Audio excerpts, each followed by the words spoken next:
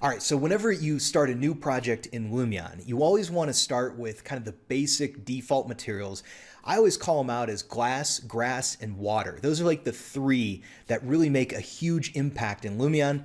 And then I'll just kind of float around the house and let's just track down a few materials that we can kind of dress up and dial up before we get too far into the process. Let's get to it.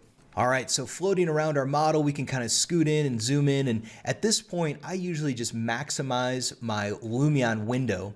And that way I can get back in here and just kind of float around and use the whole Lumion environment rather than working with this live sync. So let me go over here to my materials editor.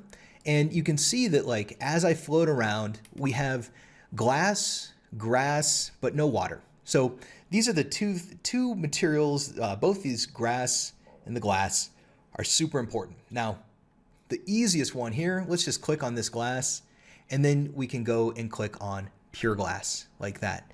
And that gives a really nice clean glass on all of these. You can see that the material, as long as it has the same material name, all of our glass is now updated to Lumion glass. All right, but let's talk a little bit more about this pure glass. All right, so I can also click here and go back to my material library and let's look at outdoor and go to glass. And now you can see we have like a ton of presets here, you know, and there's all kinds of like cool, there's raindrops on glass. There's like kind of these 3D like relief glass. Usually I would go with just kind of a simple pure glass for my windows. And I like to choose from the presets.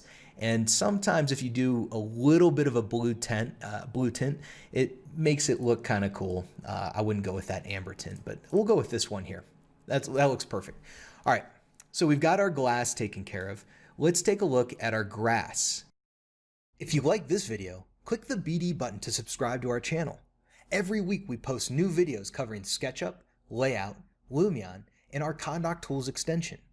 If you are a professional architect or interior designer, you're going to love our tutorials.